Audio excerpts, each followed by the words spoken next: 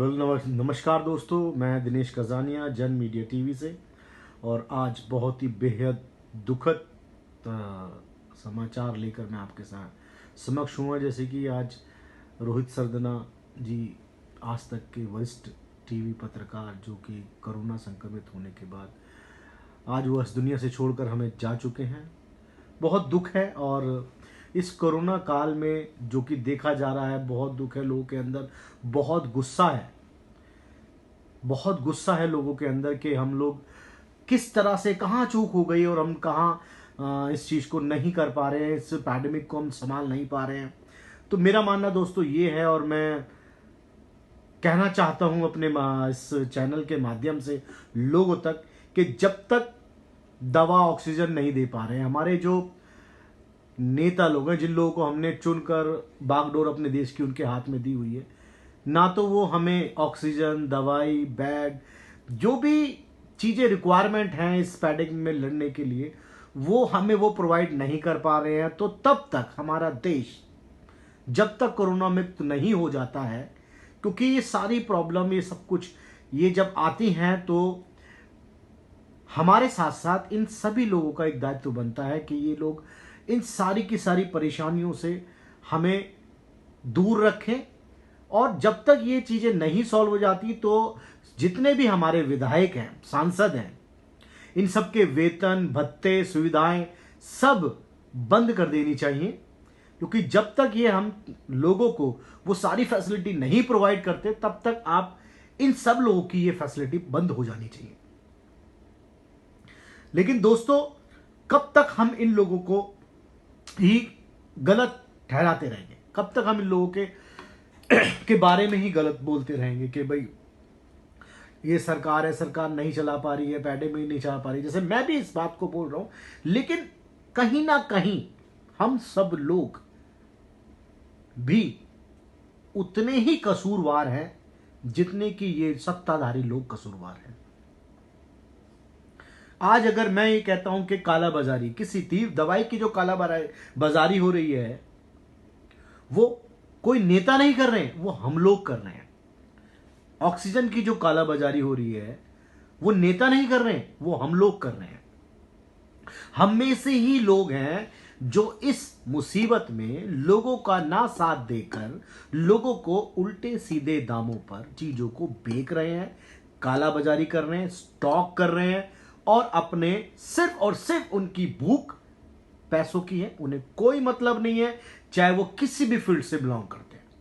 अगर किसी भी चीज की शॉर्टेज हो रही है, तो वो सिर्फ हम ही लोग कर रहे हैं। हमें अपनी तरफ भी ध्यान देना पड़ेगा कि हम सब लोग कर क्या रहे हैं। हम कब तक नेताओं को, कब तक सरकारी तंत्र को कोसते रहेंगे? हमें अपने आप को भी सुधारना पड़ेगा कि काला बाजारी करने वाले लोग कौन है, वो हम ही हैं। ऑक्सीजन स्टॉक करने वाले लोग कौन है, वो हम ही हैं। महंगे दामों पर बेचने वाले कौन है, वो हम ही हैं। जब तक हम अपने स्वार्थ से बाहर नहीं आएंगे, तब तक हम लोगों को वो सुविधाएं नहीं दे पाएंगे जो कि लोगों को सुविधाएं मिलनी चाहिए।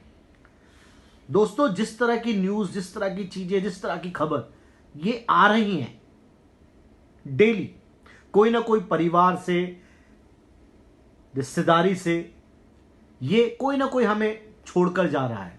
सिर्फ और सिर्फ अभाव, जिन मूलभूत चीजों की हमें जरूरत है उनका अभाव। क्यों नहीं हम वो चीजें कंप्लीट कर पाए? क्यों नहीं हम उन चीजों पे ध्यान देते जो बेसिक चीजें हैं? हमारे देश में पहले भी 2017 में करीब करीब 50 से 60 बच्चे यूपी में ऑक्सीजन की कमी के वजह से मर जाते हैं। उस गलती से भी हम नहीं सीखते हैं। पूरा साल लॉकडाउन बिताने के बाद, प्लस माइनस होने के बाद, बहुत सारी जिंदगियां खत्म होने के बाद, बहुत मेहनत करने के बाद, हम ये सोचते हैं कि आने वाला साल जो है उसमें हम खुशियां होंगी, उसमें इस पैंडेमिक से हम बाहर आएंगे, हम अपने बिजनेस को बढ़ाएंगे, हम रिलेशन को मेंटेन करेंगे, सारी चीजें करेंगे, वो सारी खुशियां।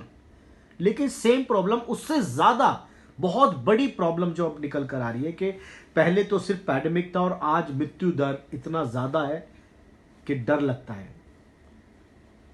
न्यूज़ खोलते हुए, न्यूज़ पढ़ते हुए डर लगता है, आंकड़े करते हुए। और एक बात मैं इस बात में और कहना चाहूंगा दोस्तों, कि अभी भी हमारे जो मीडिया तंत्र है, हमारा जो इलेक्ट्रॉनिक मीडिया तंत्र है, अभी भी अगर हम सब लोग अभी भी सच्चाई को लोगों तक सामने नहीं लेकर आएंगे, तो हम भी इसी दुनिया में हैं। इस वक्त उस प्रॉब्लम का जो सामना है वो हम भी कर रहे हैं, और इसी तरह की दुखद खबरें हमें और हमारे बारे में लोगों को ना पढ़नी पड़ जाए, इसलिए हमें सच्चाई से लोगों को अवगत कराना पड़ेगा। तो लोगों को सामने आना चाहिए, सच्चाई को लोगों तक लेकर आना चाहिए और बताना चाहिए कि तीसरा स्तंभ हमेशा किसी भी देश में वो उसका मीडिया होता है। हम लोगों को अपनी पहचान बनानी पड़ेगी दोबारा से, क्योंकि क्रांति सिर्फ और सिर्फ एक मीडिया तंत्र ही लेके आ सकता है, क्योंकि वो लोगों तक पहुंचता है।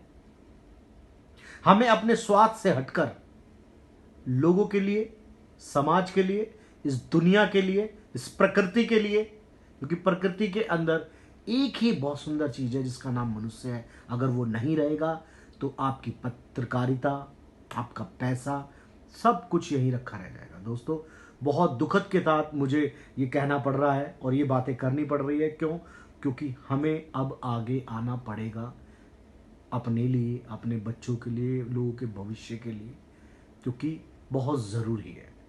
मैं आपका दोस्त दिनेश कजानिया, जो कि आहत हूँ आज इस न्यूज़ को देखकर कि कोई सुरक्षित नहीं है।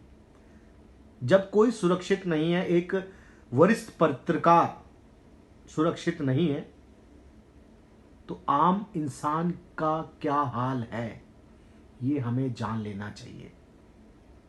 और दोस्तों, जिंदगी एक पानी का बुलबुला है, आज है कल नहीं, कुछ नहीं पता। इसलिए हमें अपने कर्तव्यों का पालन करना चाहिए। हमें लोगों तक उस सच्चाई को का सामना सच्चाई के बारे में लोगों तक बताना चाहिए, और सरकार, सत्ताधारी सरकार से काम कराने का जो काम है वो हमारा है। कि जब तक हम लोगों की गलतियां नहीं गिनवाएंगे, तब तक हम इस तरह की परेशानियों से जूझते रहेंगे। कबीर जी का एक दोहा भी है कि निंदक न्यारे राखिए, आंगन कुटी छुआए, बिन पानी साबुन बिना निर्मल करे सुखाए। तो दोस्तों, जब तक हमारी कोई कमी नहीं गिनाता है, तब तक हमारे अंदर सुधार नहीं होता है। और मीडिया ने सरकार की कमियां गिनानी होती हैं, और आज हमारी मीडिया सिर्फ सरकार की उपलब्धियां गिनाती है। और पिछले कई सालों से हम यही देखते आ रहे हैं। तो हमें अपना रवैया बदलना पड़ेगा दोस्तों। नहीं बदला तो अगला नंबर आपका, मेरा, किसी का भी हो सकता है। ये सब के लिए सेम है। मैं आपका दोस्त दिनेश कजानिया आता रहूंगा, मिलता रहूंगा और टास्क करता रहूंगा, जब तक हम लोग इस पैंडेमिक, इस कोरोना बीमारी से हम नहीं बाहर आते हैं।